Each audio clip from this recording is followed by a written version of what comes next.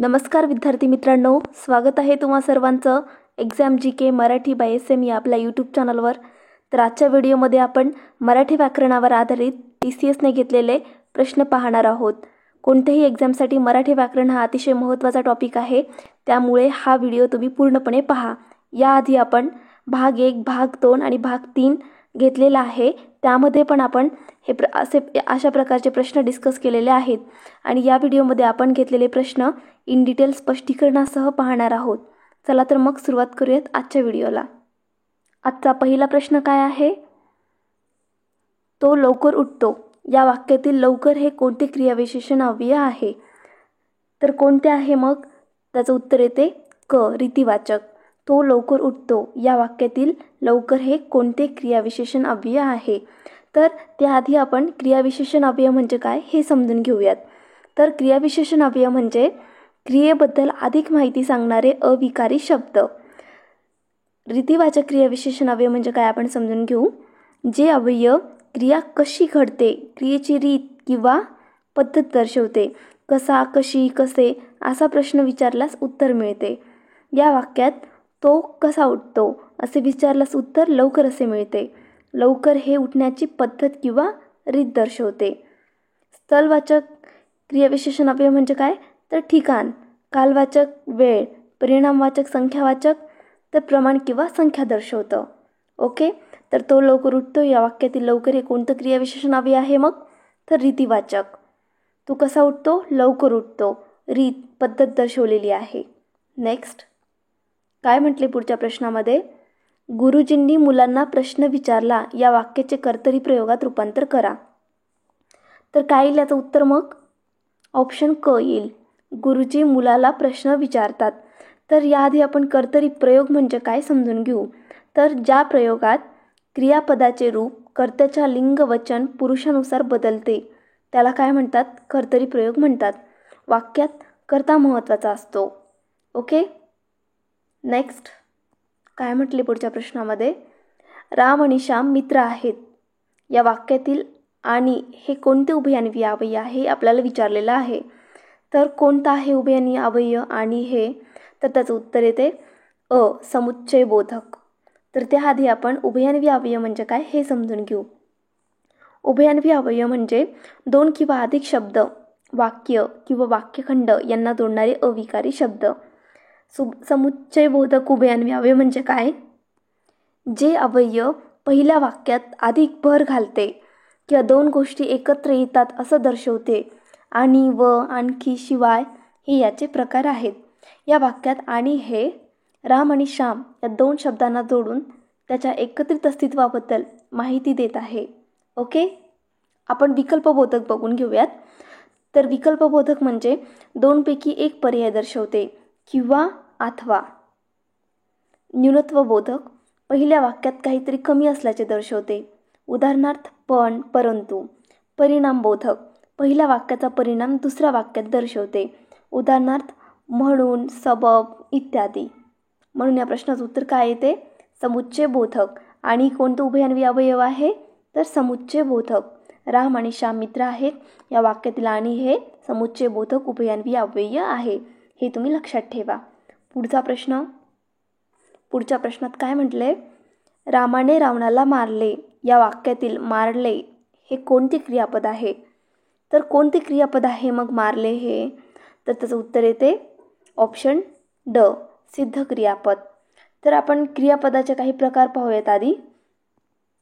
सिद्ध क्रियापद, संयुक्त क्रियापद, प्रयोजक क्रियापद आणि शक्य क्रियापद।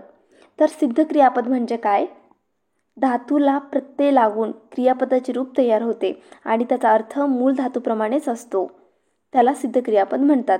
मारणे हा मूळ धातू आहे आणि मारले हे त्याचे भूतकाळातील रूप आहे। हे कोणत्याही विशिष्ट कार्याशिवाय सरळ अर्थ व्यक्त करते। ओके, संयुक्त क्रियापद। तर संयुक्त क्रियापद म्हणजे काय? मुख्य क्रियापदाला सहाय्यक क्रियापद जोडून अर्थ पूर्ण करणारा शब्द समूह, उदाहरणार्थ तो वाचत आहे, वाचत मुख्य आहे आणि आहे हे सहाय्यक क्रियापद आहे। ओके, प्रयोजक क्रियापद जेव्हा करता स्वतः क्रिया न करता दुसऱ्याकडून ती करून घेतो, उदाहरणार्थ आई मुलाला हसविते, मुलगा हसतो पण कोण हसवते? आई हसविते। शक्य क्रियापद, जेव्हा कर्त्याला क्रिया करण्याची शक्यता किंवा सामर्थ्य दर्शवले जाते. उदाहरणार्थ, मला आता चालवते म्हणजे मला चालण्याची शक्यता आहे. Okay, next question. काय म्हटले? खालीलपैकी कोणता शब्द विशेषण नाही? तर काय येईल मग याचं उत्तर? ऑप्शन क येईल, घर. घर काय आहे? विशेषण नाही आहे. उंच, हुशार, सुंदर. हुशार हा गुण आहे, सुंदर, उंच हे विशेषण आहेत. घर हे विशेषण नाही आहे. घर काय आहे? तर नाम आहे. विशेषण म्हणजे काय आपण समजून घेऊ. तर विशेषण म्हणजे नामाबद्दल अधिक माहिती सांगणारा शब्द. ते नामाची व्याप्ती मर्यादित करतं किंवा नामाचा गुणधर्म, संख्या, आकार, रंग इत्यादी दर्शवतं. उदाहरणार्थ, सुंदर फूल, फुलाचे सौंदर्य. उंच इमारत, इमारतीची काय उंची दर्शवली. हुशार विद्यार्थी, विद्यार्थ्याचा गुण. ओके, नाम म्हणजे काय? तर नाम म्हणजे व्यक्ती, वस्तू, ठिकाण, कल्पना किंवा गुण यांना दिलेलं नाव. तर या पर्यायामध्ये सुंदर, उंच, हुशार हे तिन्ही शब्द नामाबद्दल अधिक माहिती देतात. उदाहरणार्थ, सुंदर मुलगी, उंच झाड, हुशार मुलगा. पण घर हा स्वतः एक वस्तूचे नाव आहे, त्यामुळे ते नाम आहे, विशेषण नाही आहे. लक्षात ठेवा. तर घर हे काय आहे? विशेषण नाही आहे. बाकी 3 ऑप्शन्स सुंदर, उंच आणि हुशार हे काय आहेत? विशेषण आहेत आणि घर हे नाम आहे. नेक्स्ट, काय म्हटलं या प्रश्नामध्ये? काय म्हटलंय? तो अभ्यास करतो या वाक्यातील करतो हे कोणते क्रियापद आहे? तर कोणतं क्रियापद आहे मग? तर त्याचं उत्तर येते सकर्मक क्रियापद, ऑप्शन अ. तर क्रियापद म्हणजे काय आधी आपण समजून घेऊ. क्रियापद म्हणजे वाक्याचा अर्थ पूर्ण करणारा क्रियावाचक शब्द. तर हे सकर्मक क्रियापद आहे. तर सकर्मक क्रियापद म्हणजे काय? ज्या क्रियापदाला वाक्यात कर्म असते आणि क्रियेचा परिणाम कर्मावर होतो ते सकर्मक क्रियापद असते. काय करतो किंवा कोणाला करतो असा प्रश्न विचारल्यास उत्तर मिळत असल्यास ते काय असतं? सकर्मक क्रियापद असतो. तर तो काय करतो याचं उत्तर काय मिळतं? अभ्यास. या वाक्यात तो काय करतो असे विचारल्यास उत्तर अभ्यास असे मिळते. अभ्यास हे येथे कर्म आहे आणि करतो या क्रियेचा परिणाम कशावर होतो? तर अभ्यासावर होतो. ओके, याचे दुसरे प्रकार बघू आपण क्रियापदाचे. अकर्मक क्रियापद. तर अकर्मक क्रियापद म्हणजे काय? ज्या क्रियापदाला वाक्यात कर्म नसते आणि क्रियेचा परिणाम कर्त्यावरच होतो ते काय असते? अकर्मक क्रियापद असते. उदाहरणार्थ, तो हसतो. तर काय हसतो? कोणाला हसतो? उत्तर मिळत नाही आपल्याला. संयुक्त क्रियापद. तर मुख्य क्रियापद आणि सहाय्यक क्रियापद मिळून बनलेले क्रियापद त्याला काय म्हणतात? संयुक्त क्रियापद. तो वाचत आहे. सहाय्यक क्रियापद. मुख्य क्रियापदाला अर्थ पूर्ण करण्यासाठी मदत करणारं क्रियापद त्याला काय म्हणतात? सहाय्यक क्रियापद. तो जात आहे. आहे काय आहे? तर सहाय्यक क्रियापद आहे. हे तुम्ही लक्षात ठेवा. तर तो अभ्यास करतो. करतो हे कोणतं क्रियापद आहे मग? तर सकर्मक क्रियापद आहे. Okay, next. काय म्हटलं या प्रश्नामध्ये? पक्षी आकाशात उडतो या वाक्यातील आकाशात हे कोणते शब्दयोगी अव्यय आहे? तर कोणतं आहे? आकाश एक ठिकाण आहे, स्थलवाचक. मग याचं उत्तर काय येणार? स्थलवाचक शब्दयोगी अव्यय. तर शब्दयोगी अव्यय म्हणजे काय? तर नामाला किंवा सर्वनामाला जोडून येणारा आणि त्या शब्दाचा वाक्यातील इतर शब्दांशी संबंध दर्शवणारा अविकारी शब्द ही अव्यय शब्दाला लागून येतात. तर स्थलवाचक शब्दयोगी अव्यय म्हणजे काय? जे अव्यय क्रियेचे ठिकाण किंवा स्थळ दर्शवते. तर क्रिया उडणे आहे, उडते. तर त्याचं ठिकाण कोणतं आहे? आकाश आहे. म्हणून काय येईल? तर आकाशात हे कोणता शब्दयोगी अव्यय आहे? स्थलवाचक. कालवाचक काय दर्शवतं? वेळ दर्शवतं. उदाहरणार्थ, नंतर, पूर्वी. गतिवाचक गती दर्शवते. उदाहरणार्थ, पर्यंत, पासून. रीतिवाचक पद्धत दर्शवते, प्रमाणे, सारखा इत्यादी. तर पक्षी आकाशात उडतो या वाक्यातील आकाशात कोणते शब्दयोगी अव्यय आहे मग? स्थलवाचक. नेक्स्ट. आहारे किती सुंदर फूल या वाक्यातील आहारे हे कोणते अव्यय आहे? तर कोणते अव्यय आहे मग? तर याचं उत्तर येते केवल प्रयोगी अव्यय, ऑप्शन अ. ओके, तर केवल अव्यय म्हणजे काय? तर लिंग, वचन, विभक्ती यामुळे ज्यात बदल होत नाही असा शब्द, असा अविकारी शब्द. तर केवल प्रयोगी अव्यय म्हणजे काय? आपल्या मनातील हर्ष आनंद, शोक म्हणजे दुःख, आश्चर्य, तिरस्कार, प्रशंसा इत्यादी भावना व्यक्त करणारे शब्द जे वाक्याचा भाग नसतात पण वाक्याच्या सुरुवातीला येतात. ओके. तर क्रियाविशेषण अवयव म्हणजे काय? तर क्रियेबद्दल अधिक माहिती सांगणारा शब्द. शब्दयोग्य अवयव नामाला किंवा सर्वनामाला जोडून येणारे संबंध दर्शवणारे. उभयान्वी अवयव 2 शब्द किंवा 2 वाक्य जोडणारा शब्द. ओके. नेक्स्ट काय म्हटलं या प्रश्नामध्ये? मी दररोज शाळेत जातो या वाक्यातील दररोज हे कोणते क्रियाविशेषण अव्यय आहे? तर कोणते आहे मग? कालवाचक. याचं उत्तर येते ऑप्शन ब, कालवाचक. तर क्रियाविशेषण अव्यय म्हणजे काय? आधी आपण हे समजून घेऊ. क्रिया कधी घडते, कोठे घडते, कशी घडते किंवा किती वेळा घडते याबद्दल अधिक माहिती सांगणारे अविकारी शब्द. तर कालवाचक क्रियाविशेषण अव्यय म्हणजे काय? तर जे अवयव क्रिया केव्हा घडते हे दर्शवते. दररोज हा शब्द जातो या क्रियेची वेळ दर्शवतो. रोजच्या रोज, त्यामुळे तो कालवाचक क्रियाविशेषण अव्यय आहे. स्थलवाचक ठिकाण दर्शवणारे, उदाहरणार्थ इथे तिथे. रीतिवाचक पद्धत दर्शवणारे, उदाहरणार्थ हळू जलद. परिणामवाचक संख्यावाचक प्रमाण किंवा किती वेळा घडले हे दर्शवणारे, उदाहरणार्थ खूप किंवा कमी किंवा एकदा इत्यादी. तर मी दररोज शाळेत जातो या वाक्यातील दररोज कोणतं क्रियाविशेषण अव्यय आहे? तर कालवाचक. नेक्स्ट राम आंबा खातो या वाक्याचे कर्मणी प्रयोगात रूपांतर करा. तर काय येईल मग याचं उत्तर? तर ऑप्शन ड येईल, रामकडून आंबा खाल्ला जातो. तर याचं आपण स्पष्टीकरण बघूयात. तर प्रयोग म्हणजे काय समजून घेऊ आधी. तर वाक्यातील कर्ता, कर्म आणि क्रियापद यांच्यातील संबंधाला काय म्हणतात? प्रयोग म्हणतात. मुख्यत्वे प्रयोगाचे 3 प्रकार आहेत: कर्तरी प्रयोग, कर्मणी प्रयोग आणि भावे प्रयोग. तर आपण कर्मणी प्रयोग समजून घेऊ. ज्या प्रयोगात क्रियापदाचे रूप कर्माच्या लिंग वचन पुरुषानुसार बदलतं आणि कर्म हे वाक्यात महत्त्वाचे असते त्याला काय म्हणतात? कर्मणी प्रयोग म्हणतात. त्यात कर्त्याला कडून, ने, द्वारे असे प्रत्यय लागतात किंवा तो अप्रकट असतो. ओके. नेक्स्ट पोलीस चोराला पकडतो या वाक्यातील चोराला ही कोणती विभक्ती आहे? तर काय याचं उत्तर? ऑप्शन ब येईल, द्वितीय विभक्ती. विभक्ती म्हणजे काय? आधी आपण हे समजून घेऊ. तर विभक्ती म्हणजे नामाचे किंवा सर्वनामाचे वाक्यातील क्रियापदाशी किंवा इतर शब्दांशी असलेले नाते ज्या विकारामुळे म्हणजे प्रत्येक किंवा शब्दयोग्य अवयवाने समजते त्यास काय म्हणतात? विभक्ती म्हणतात. प्रत्येक विभक्तीचे स्वतःचे प्रत्यय असतात. ओके. तर द्वितीय विभक्ती म्हणजे काय समजून घेऊ. कर्माची विभक्ती क्रियापदाच्या क्रियेचा परिणाम ज्याच्यावर होतो त्याला द्वितीयेचे प्रत्यय लागतात. ला, ना, च, ते हे द्वितीयेचे प्रत्यय आहेत. चोराला या शब्दात चोर हे कर्म आहे आणि त्याला ला काय प्रत्यय लागलेला आहे. पोलीस कोणाला पकडतो? तर चोराला, त्यामुळे चोराला हे द्वितीय विभक्तीत आहे. प्रथमा, तर प्रथमा विभक्ती म्हणजे कर्त्याची विभक्ती प्रत्यय नसतो किंवा ने भूतकाळात. तृतीया करण किंवा साधन किंवा कर्त्याची विभक्ती ने, शी, इनी.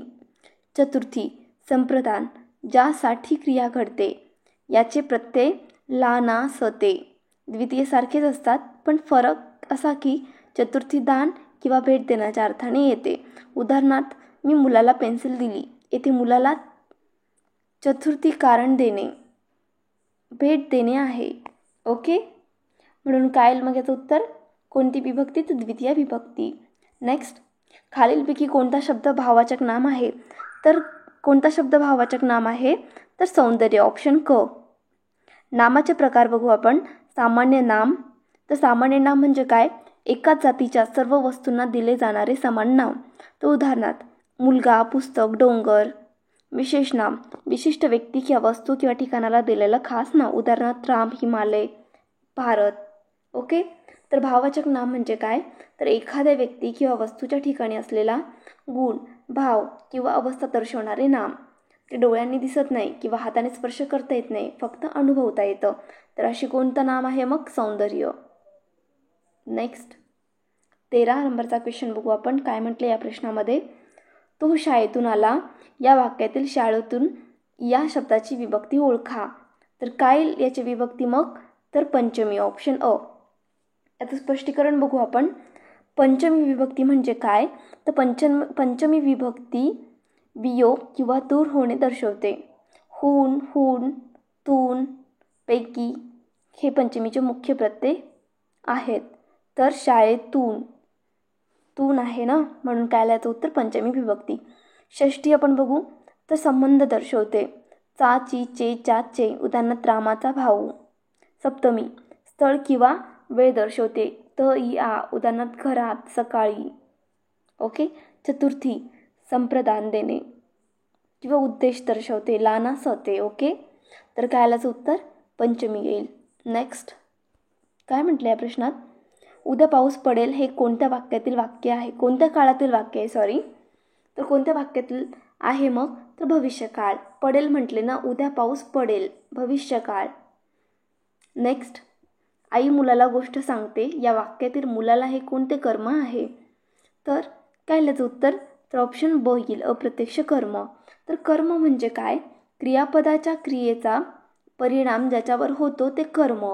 काही वाक्यांमध्ये दोन कर्मे असतात, प्रत्यक्ष कर्म, अप्रत्यक्ष कर्म. तर प्रत्यक्ष कर्म म्हणजे काय, जे कर्म निर्जीव असते किंवा क्रियेचा थेट परिणाम त्याच्यावर होतो.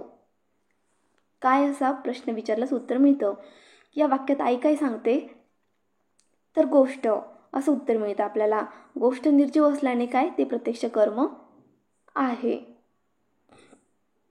अप्रत्यक्ष कर्म, तर अप्रत्यक्ष कर्म म्हणजे काय, जे कर्म सजीव असते किंवा ज्याच्यासाठी क्रिया घडते. कोणाला असा प्रश्न विचारल्यास उत्तर मिळतं, आई कोणाला गोष्ट सांगते, असे विचारल्यास उत्तर मुलाला असे मिळते. मुलगा हा सजीव असल्याने त्याच्यासाठी गोष्ट सांगितली जात असल्याने मुलाला अप्रत्यक्ष कर्म आहे. ओके.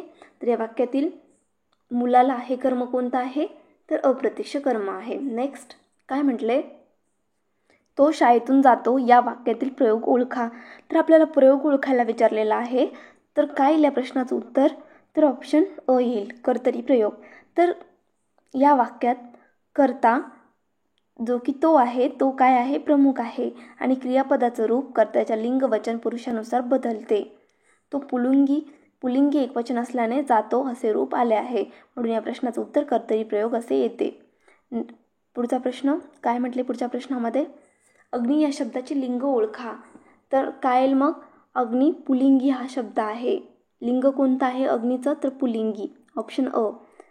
तो अग्नी असे आपण म्हणतो, म्हणून अग्नी काय आहे, पुलिंगी आहे. नेक्स्ट, सदाचार या शब्दाचा योग्य संधी विग्रह करा. तर काय याचा योग्य संधी विग्रह, सत आचार, सत प्लस आचार, ऑप्शन अ. सत या शब्दातील तचा द होऊन सदाचार हा शब्द तयार होतो, एक व्यंजन संधी आहे. ओके, लक्षात ठेवा. नेक्स्ट काय म्हटले या प्रश्नामध्ये, खालीलपैकी कोणता शब्द विशेषण नाही आहे, तर कोणता नाही आहे मग, तर ऑप्शन क नाही आहे, धावणे. उंच, हुशार, सुंदर हे शब्द नामाबद्दल विशेष माहिती सांगतात, म्हणून ते काय आहेत, विशेषण आहेत. धावणे काय आहे, क्रियापद आहे. ओके. नेक्स्ट काय म्हटले, सूर्य पूर्वेस उगवतो, या वाक्यातील अव्यय ओळखा. तर सूर्य पूर्वेस उगवतो, तर काय ह्याच्यातील अव्यय कोणता आहे मग, तर ऑप्शन ब येईल, पूर्वेस. पूर्वेस काय आहे, एक स्थलवाचक क्रियाविशेषण अव्यय आहे, हे जे क्रिया कोठे घडते काय दर्शवतं. म्हणून सूर्य पूर्वेस उगवतो हे वाक्यातील अव्यय कोणता आहे, तर पूर्वेस हे अव्यय आहे, जे की स्थलवाचक क्रियाविशेषण अव्यय आहे. पुढचा प्रश्न काय म्हटले, आई मुलाला हसविते, या वाक्यातील क्रियापदाचा प्रकार ओळखा. तर कोणता क्रियापदाचा प्रकार आहे मग, तर ऑप्शन क, प्रयोजक क्रियापद. जेव्हा कर्ता स्वतः क्रिया करत नाही तर दुसऱ्या कोणाला तरी क्रिया करण्यास प्रवृत्त करतो, तेव्हा ते प्रयोजक क्रियापद असते.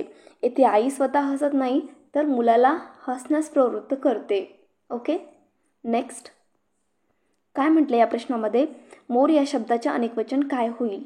तर काय मग याचं उत्तर मोरच येईल, ऑप्शन क. काही पुलिंगी अकारांत नामांचे अनेकवचन बदलत नाही, उदाहरणार्थ मोर मोर, कागद कागद. अतिशय महत्त्वाचं आहे, लक्षात ठेवा. पुढच्या प्रश्नाकडे वळूयात. काय म्हटले या प्रश्नामध्ये, तो अभ्यास करतो म्हणून त्याला यश मिळते, हे कोणत्या प्रकारचे वाक्य आहे. तर कोणत्या प्रकारचं वाक्य आहे मग, तर संयुक्त वाक्य आहे, ऑप्शन ब. तर संयुक्त वाक्य म्हणजे काय, तो अभ्यास करतो म्हणून त्याला यश मिळते, तर म्हणून या उभयान्वी अवययाने काय होतं, तर दोन किंवा अधिक स्वतंत्र प्रधान वाक्ये जोडली जातात. म्हणून हे वाक्य कोणत्या प्रकारचं आहे तर संयुक्त वाक्य आहे. पुढचा प्रश्न काय म्हटले, तो शाळेतून आत्ताच आला या वाक्यातील विभक्ती ओळखा. तर कोणती आहे मग विभक्ती? ऑप्शन कोणते येईल तर ऑप्शन ड येईल, पंचमी.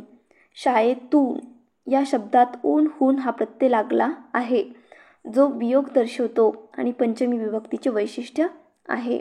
नेक्स्ट काय म्हटले पुढच्या प्रश्नामध्ये, परोपकार या शब्दाचा समास ओळखा. तर समास कोणता येईल मग तर ऑप्शन ब येईल, तत्पुरुष समास. तर परोपकार शब्दाचा समास. पर उपकार म्हणजे दुसऱ्यांवर केलेले उपकार. येथे दुसरा शब्द महत्त्वाचा आहे आणि विभक्तीचा लोप होतो, म्हणून हे कोणता समास आहे, तत्पुरुष समास. पुढचा प्रश्न काय म्हटले, आईने मुलीला मारले या वाक्यातील कर्म ओळखा. तर आपल्याला कर्म ओळखायला विचारलेलं आहे. आईने मुलीला मारले, तर याच्यातील कर्म कोणते येईल मग, मुलीला येईल, ऑप्शन ब. ज्याच्यावर क्रिया घडते ते कर्म असतं. ओके, येथे मारण्याची क्रिया कोणावर घडते, मुलीला घडते, मुलीवर घडते. येथे मारण्याची क्रिया मुलीला या घटकावर घडलेली आहे, म्हणून या वाक्यामध्ये कर्म कोणता आहे, मुलीला कर्म आहे. नेक्स्ट पुढच्या प्रश्नाकडे जाऊ. खालीलपैकी कोणता शब्द शुद्ध लेखनाच्या दृष्टीने बरोबर आहे. तर कोणता आहे तर ऑप्शन क येईल, आशीर्वाद. ऑप्शन क, आशीर्वाद हा शब्द. तर मराठी शुद्ध लेखनाच्या नियमानुसार आशीर्वाद हा शब्द बरोबर आहे, दुसरे वेलांटी शीला. ओके, नेक्स्ट काय म्हटले, अ या स्वराचा प्रकार ओळखा. तर आपल्याला प्रकार ओळखायला सांगितलेला आहे. तर या स्वराचा प्रकार कोणता येईल, ऱ्हस्व स्वर येईल, ऑप्शन अ. अ, इ, रु, लु, उ, रु, रू हे स्वर ऱ्हस्व स्वर आहेत, कारण त्यांचा उच्चार कमी वेळात होतो. ओके, हे तुम्ही लक्षात ठेवा, खूप महत्त्वाचा प्रश्न आहे. आपण पुढच्या प्रश्नाकडे जाऊयात. काय म्हटले पुढच्या प्रश्नामध्ये, राजा या शब्दाचे स्त्रीलिंगी रूप काय होईल. तर काय होईल मग स्त्रीलिंगी रूप तर राणी होईल, ऑप्शन अ. राजा हे शब्दाचे सामान्य स्त्रीलिंगी रूप राणी असे होते. ओके, नेक्स्ट काय म्हटले पुढच्या प्रश्नामध्ये, कमल नयन या शब्दाचा अर्थ काय आहे. तर या शब्दाचा अर्थ काय येईल मग, कमळासारखे नयन असलेला, त्याला काय म्हणतात, कमल नयन, ऑप्शन अ. कमल नयन हा शब्द बहुव्रीही समासाचं उदाहरण आहे, ज्यात दोन्ही पदांशिवाय तिसऱ्याच पदाचा बोध होतो. ओके, खूप महत्त्वाचा प्रश्न आहे. पुढच्या प्रश्नाकडे जाऊयात. आम्रवृक्ष या शब्दातील आम्र हे काय आहे. तर काय आहे हे आम्र, तर ऑप्शन अ येईल, नाम उत्तर येईल याचं. आम्र काय आहे, नाम आहे. आम्र म्हणजे आंबा, आंबा हे एक फळाचं नाव आहे, त्यामुळं ते काय आहे, नाम आहे. पुढचा प्रश्न काय म्हटलं या प्रश्नामध्ये, काल मी चित्रपट पाहिला या वाक्याचा काल ओळखा. तर काल मी चित्रपट पाहिला तर भूतकाळ येईल. पाहिला या क्रियापदावरून क्रिया भूतकाळात घडली असं आपल्याला समजतं. ओके, नेक्स्ट काय म्हटलं या प्रश्नामध्ये, आई वडील या सामासिक शब्दाचा विग्रह कसा होईल. तर कसा होईल मग, आणि ऑप्शन अ येईल याचं उत्तर, आई आणि वडील, आई वडील. आई वडील हे इतरत्र द्वंद्व समासाचे उदाहरण आहे, जिथे आणि या उभयन्वी अवयवाने दोन्ही पदे जोडली जातात. ओके, म्हणून या प्रश्नाचं उत्तर काय येईल, आई आणि वडील, ऑप्शन अ. नेक्स्ट काय म्हटलं या प्रश्नामध्ये, आम्ही हे कोणत्या प्रकारचे सर्वनाम आहे. तर कोणत्या प्रकारचं सर्वनाम आहे तर प्रथम पुरुषी सर्वनाम याचं उत्तर येईल, ऑप्शन अ. बोलणारा स्वतःसाठी वापरत असलेली सर्वनामे ही प्रथम पुरुषी सर्वनामे असतात, म्हणून मी आणि आम्ही हे कोणते आहेत तर प्रथम पुरुषी सर्वनाम आहेत. आम्ही हे कोणतं आहे, ऑप्शन अ येईल याचं उत्तर, प्रथम पुरुषी सर्वनाम, लक्षात ठेवा. नेक्स्ट काय म्हटलं या प्रश्नामध्ये, खालीलपैकी कोणता शब्द विशेषण नाही आहे. तर कोणता नाही आहे मग तर घर नाही आहे. घर हे काय आहे, नाम आहे. बाकी उंच, सुंदर, हुशार हे नामाबद्दल अधिक माहिती देतात ना, ही विशेषणं आहेत. ओके, नेक्स्ट काय म्हटले, तो अभ्यास करतो या वाक्यातील करतो हे कोणते क्रियापद आहे. तर कोणता आहे क्रियापद तर सकर्मक क्रियापद आहे, ऑप्शन अ. करतो या क्रियेचा परिणाम अभ्यास या कर्मावर होतो. या वाक्यात क्रियापदाला कर्म असते, म्हणून ते कोणतं सकर्मक क्रियापद असते. ओके, पुढचा प्रश्न, पक्षी आकाशात उडतो या वाक्यातील आकाशात हे कोणतं शब्दयोगी अव्यय आहे. तर आपल्याला शब्दयोगी अव्यय विचारलेला आहे. आकाशात हे कोणतं शब्दयोगी अव्यय आहे? तर आकाश हे एक ठिकाण आहे. पक्षी कोठं उडतो? तर पक्षी आकाशात उडते. म्हणून याचं उत्तर येते स्थलवाचक शब्दयोगी अव्यय. आकाशात हे ठिकाण किंवा काही स्थळ दर्शवतं म्हणून ते स्थलवाचक शब्दयोगी अव्यय आहे. खूप महत्त्वाचा प्रश्न आहे. पुढच्या प्रश्नाकडे जाऊ आपण. काय म्हटलं या प्रश्नामध्ये? आहारे किती सुंदर फूल या वाक्यातील आहारे हे कोणते अव्यय आहे? तर हे केवल प्रयोगी अव्यय आहे. ऑप्शन ड. आहारे हे मनातील भावना व्यक्त करते, त्यामुळे ते कोणतं अव्यय आहे? तर केवल प्रयोगी अव्यय आहे. पुढच्या प्रश्नाकडे जाऊ आपण. काय म्हटलं या प्रश्नामध्ये? मी दररोज शाळेत जातो या वाक्यातील दररोज हे कोणते क्रियाविशेषण अव्यय आहे? तर येथे दररोज कोणतं क्रियाविशेषण अव्यय आहे? तर कालवाचक. दररोज हे क्रिया कधी घडते हे दर्शवते ना, त्याच्यामुळे ते कालवाचक क्रियाविशेषण अव्यय आहे. आपण पुढच्या प्रश्नाकडे जाऊयात. काय म्हटले पुढच्या प्रश्नामध्ये? राम आंबा खातो या वाक्याचे कर्मणी प्रयोगात रूपांतर करा. तर आपल्याला कर्मणी प्रयोगामध्ये रूपांतर करायला सांगितलेलं आहे. तर कर्मणी प्रयोग म्हणजे काय? तर कर्मणी प्रयोगात क्रियापदाचे रूप कर्माच्या लिंग वचन पुरुषानुसार बदलते आणि कर्त्याला कडून किंवा ने प्रत्यय लागतो. ओके, तर राम कडून आंबा खाल्ला जातो. ऑप्शन ड येईल. Next question. काय म्हटले या क्वेश्चनमध्ये? पोलीस चोराला पकडतो या वाक्यातील चोराला ही कोणती विभक्ती आहे? तर याचं उत्तर येते ऑप्शन ब, द्वितीय विभक्ती. चोराला या वाक्यात ला हा द्वितीय विभक्तीचा प्रत्यय आहे जो की कर्माला लागतो. पुढचा प्रश्न. काय म्हटले? खालीलपैकी कोणता शब्द भाववाचक नाम आहे? तर याचं उत्तर येते ऑप्शन क, सौंदर्य. सौंदर्य हे गुणधर्म किंवा भाव दर्शवतं, त्याच्यामुळे ते भाववाचक नाम आहे. नेक्स्ट. तो शाळेतून आला या वाक्यातील शाळेतून या शब्दाची विभक्ती ओळखा. तर येथे तून हा पंचमी विभक्तीचा प्रत्यय आहे जो वियोग दर्शवतो, म्हणून या प्रश्नात शब्दाची विभक्ती कोणती आहे? तर पंचमी येईल. ऑप्शन अ. नेक्स्ट. आज पाऊस पडेल हे कोणत्या काळातील वाक्य आहे? तर आज पाऊस पडेल म्हटले ना, तर पडेल हे क्रिया भविष्यात घडणार असल्याचे दर्शवते आपल्याला, म्हणून तो कोणता काळ येईल? भविष्य काळ येईल. ओके. नेक्स्ट. याचं उत्तर काय येईल मग? भविष्य काळ येईल. आज पाऊस पडेल. ओके. नेक्स्ट. काय म्हटले? आई मुलाला गोष्ट सांगते या वाक्यातील मुलाला हे कोणते कर्म आहे? तर कोणतं कर्म आहे? तर अप्रत्यक्ष कर्म आहे. ऑप्शन ब.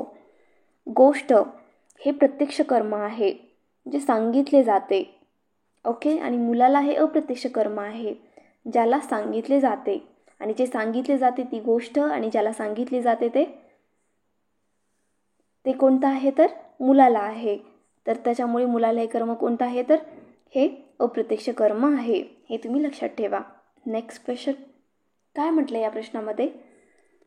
तो लवकर उठतो या वाक्यातील लवकर हे कोणते क्रियाविशेषण अव्यय आहे? तर इथे आपल्याला पद्धत दर्शवलेली आहे. तो कसा उठतो? तर लवकर उठतो. म्हणण्याचं उत्तर काय येईल? रीतिवाचक येईल. लवकर हे क्रिया कशी घडते?